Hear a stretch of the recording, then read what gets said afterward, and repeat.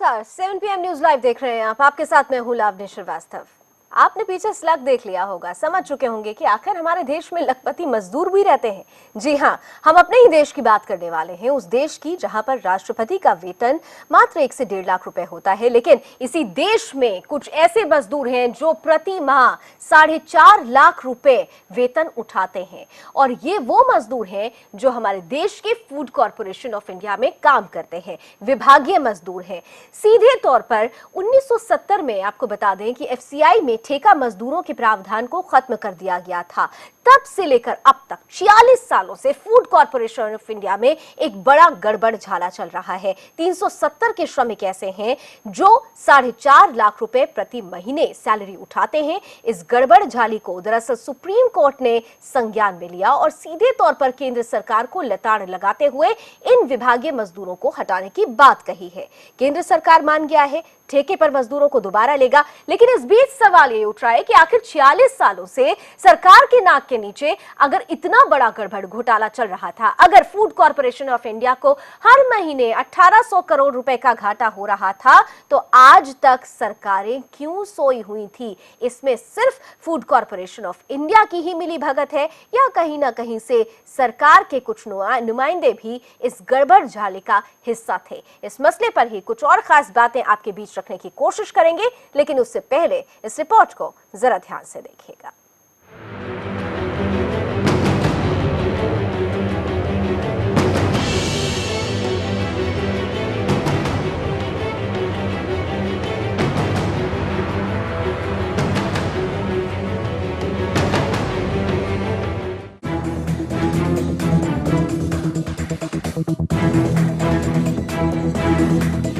Doctor साहब देखो इन्हें, इंजीनियर साहब आप भी देखो इन्हें, अरे कलेक्टर साहब आप भी तो जरा देखो, और तो और महामहिम राष्ट्रपति जी आप भी देखिए। ये है हिंदुस्तान। यकीन मानिए साहब, अब जो हम आपको दिखाने जा रहे हैं उसे देखकर आप दंग रह जाएंगे। आपको अपनी ही आंखों पर यकीन नहीं होगा।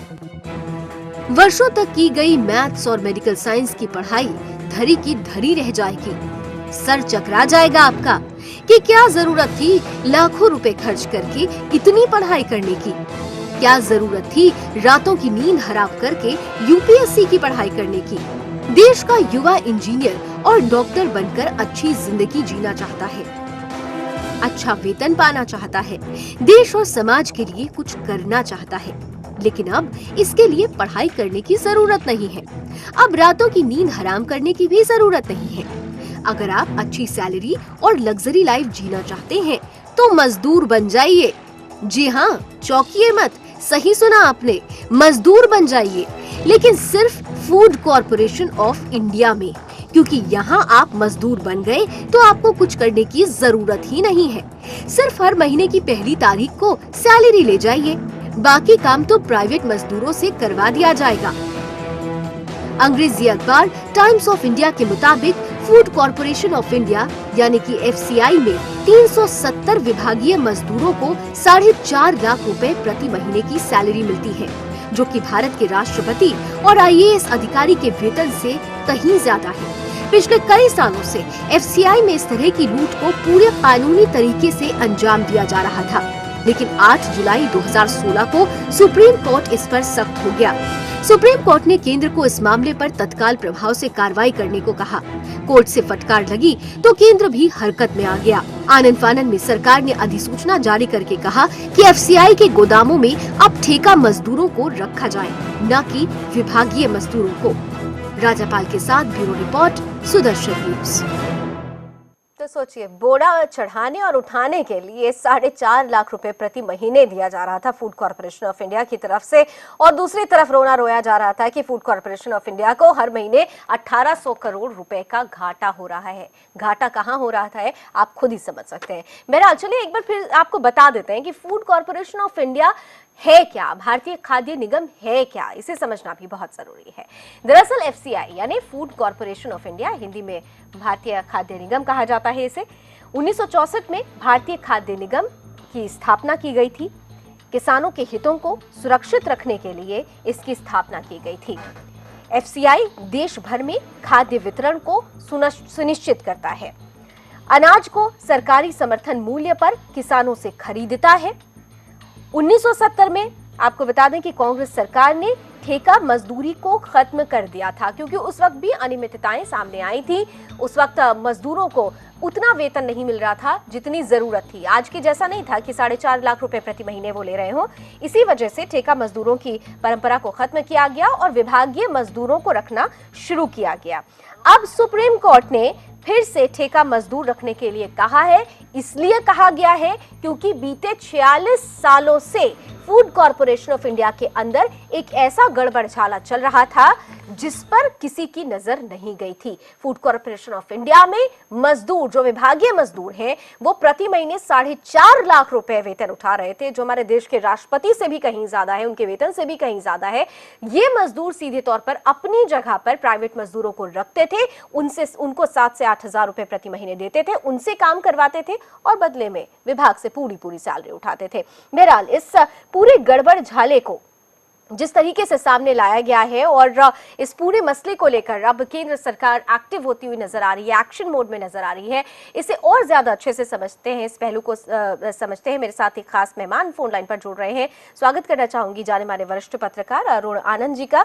अरुण जी, बहुत बहुत स्वागत है आपका सुदर्शन न्यूज में। लावनी बोल रही हूँ मैं, और मेरा सवाल सीधा सीधा ये होगा, ये जो केंद्र सरकार ने अब एक स्टेप उठाने की बात कही है कि अब हम ठीक है, हम विभागीय मजदूरों को हटाएंगे और ठेका मजदूरों को दोबारा रखना शुरू करेंगे, तो क्या सरकार जो थी, चाहे वो बीती सरकार हो या वर्तमान सरकार हो, कोर्ट के फटकार का इंतजार कर रही थी? देखिए, एक तो इस निर्णय को आप कह सकते हैं देर आए दुरुस्त आए, या डांट खाकर आए। देर आए दुरुस्त आए या डांट खाकर आए? जी जी। लेकिन इसमें देखिए सबसे बड़ी बात यह है कि राजनीतिक स्तर पर जो है वो मैं ये नहीं मानता कि कोई बहुत ज्यादा जवाबदेही इस मामले में तय की जा सकती है, लेकिन अफसरशाहों के स्तर पर इस मामले में जवाबदेही तय किए जाने की जरूरत है कि इतने वर्ष तक ये जो है पैसा जाता रहा सरकारी खजाने से, और सबसे बड़ी बात यह है कि जो टैक्स पेयर्स का पैसा जाता रहा उसकी भरपाई कैसे की जाएगी।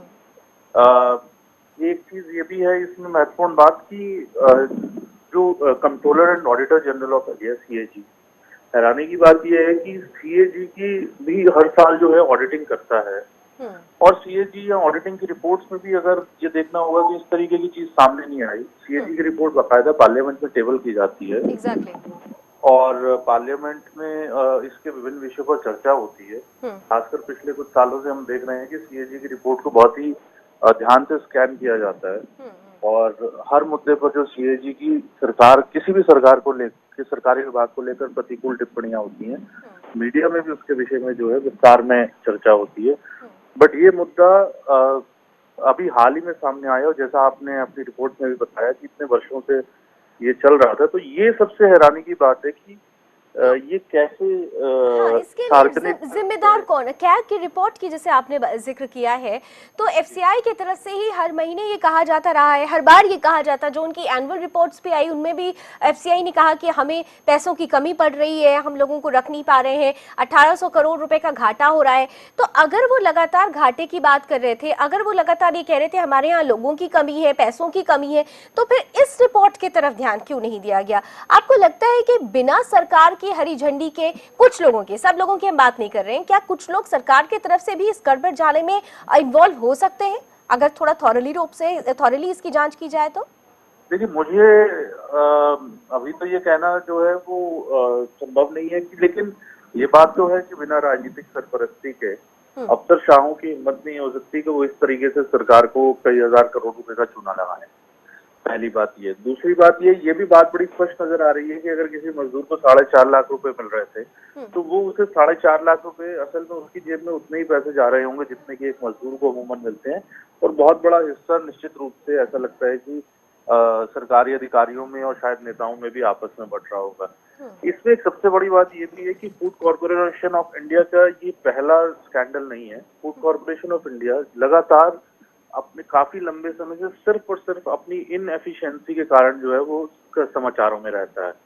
फिर आपको ध्यान होगा कि यूपीए सरकार के दौरान ऐसा भी हुआ था कि जब सुप्रीम कोर्ट ने इंटरवीन करके ये कहा था कि कई हजार करोड़ रुपए का अनाज एफसीआई के गोदामों में सड़ रहा था हाँ, और लोग भूख से मर रहे थे, जिसमें कि एफसीआई ने उसको जो है गोदामों से अनाज रिलीज करने से मना कर दिया था। तो उस मामले में सुप्रीम कोर्ट ने जो है एफसीआई को कड़ी फटकार लगाई। तो एफसीआई पूरे एफसीआई का जो मौजूदा सेटअप है, मुझे लगता है कि उसको पूरा रिवैम्प किए जाने की जरूरत है। ये सिर्फ कुछ व्यक्तियों द्वारा की गई नहीं है, ये सिस्टमिक फेलियर है जिसे आप कह सकते हैं। ये पूरा व्यवस्थागत जो है, आप ये कह सकते हैं कि व्यवस्था में कमियों की वजह से भी स्कैंडल हुआ है। पूरी तरह से रिफॉर्म करने की जरूरत है एफसीआई के पूरे सिस्टम को।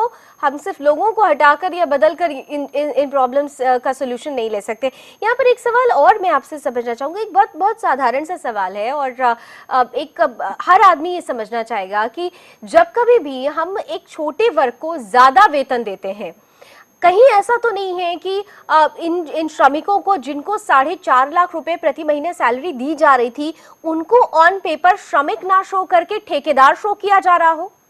क्या इस और भी ये पूरा गड़बड़ झाला इशारा करता है? देखिए, एक तो पहली बात ये है कि श्रमिक को 4.5 लाख रुपए की जो है तनख्वाह देना, ये अपने आप में बड़ा ही जिसको आप कह सकते हैं कि किसी भी तरह की कसौटी पर खरा नहीं उतर सकता। ये बड़ा अतार्किक जो है वो है। और दूसरी इसमें सबसे महत्वपूर्ण बात ये कुल मिलाकर एक, जिसे आप ये कह सकते हैं अफसरशाह, नेता और ठेकेदार, ये जो हमारे यहाँ पूरी व्यवस्था में जो नेक्सस बना हुआ है, ये उस नेक्सस का सबसे आप कह सकते हैं कि ज्वलंत, ताजा और सबसे जबरदस्त उदाहरण है ये जो मामला आप लोगों ने उठाया है। तो ये इसको इस नजरिए से देखे जाने की जरूरत है, इस नेक्सस को बेसिकली तोड़ने की जरूरत है। पिछले 60 एक साल में जितने भी बड़े भ्रष्टाचार के घोटाले हुए, उसमें सभी जगह, चाहे आप 2G देख लीजिए, कोई भी देख लीजिए घोटाला, उसमें यही है, अफसरशाह, नेता और ठेकेदार या प्राइवेट कंपनियां। बिल्कुल, ये नेक्सस जो है, हाँ, इसे तोड़ने की जरूरत है। लेकिन इस नेक्सस को तोड़ने के लिए इच्छा शक्ति की भी जरूरत है सर। वो इच्छा शक्ति लेकर कौन आएगा, ये भी एक बड़ा सवाल है। एक छोटा सा ब्रेक ले रही हूँ, मैं आपसे अनुरोध करूंगी कि आप हमारे साथ बने रहें। इस छोटे से ब्रेक के बाद इस बड़े गड़बड़ झाला पर कुछ और खास बातें आपके बीच रखने की कोशिश करेंगे।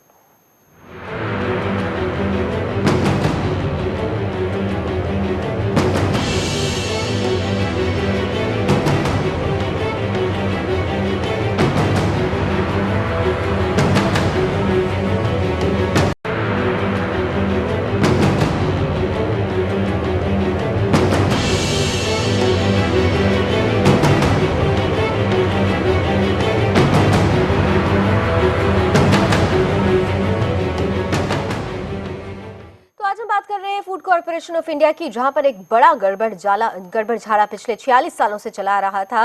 विभागीय मजदूर 4.5 लाख प्रति महीने के हिसाब से वेतन उठा रहे थे और इस मसले पर जब सुप्रीम कोर्ट ने संज्ञान लिया है तो केंद्र सरकार एक्शन मोड में आती हुई नजर आई है।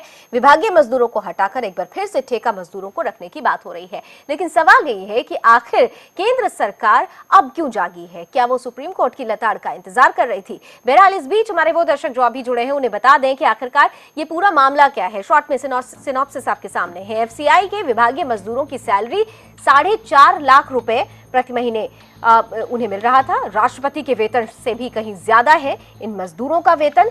ये विभागीय मजदूर खुद कोई काम नहीं करते थे, ये अपनी जगह पर 7 से 8 हजार रुपए के प्राइवेट मजदूरों को रखते थे, उनसे काम करवाते थे। अंग्रेजी अखबार टाइम्स ऑफ इंडिया ने 2014 में इस पूरी घटना का खुलासा किया था, लेकिन अब तक इस पर कोई संज्ञान नहीं लिया गया।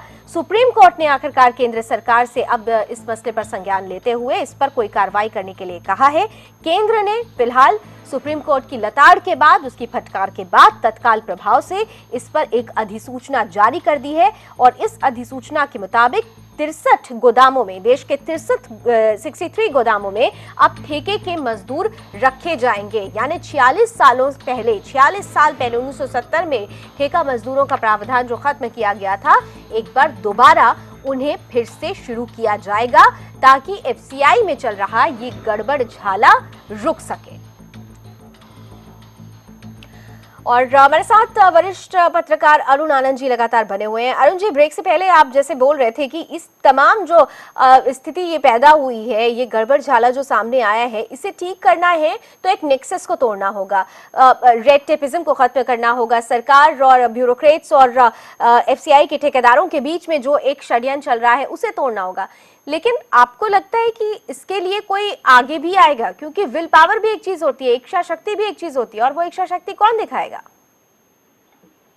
देखिए, अब चूंकि सुप्रीम कोर्ट ने इस मामले में हस्तक्षेप किया है, तो मुझे तो इस विषय में थोड़ी सी आशा बनती है कि इस विषय में कार्रवाई होगी, क्योंकि अब जो अफसर हैं या जो भी सरकारी अमला है, उसकी जवाबदेही अब सुप्रीम कोर्ट के प्रति होगी।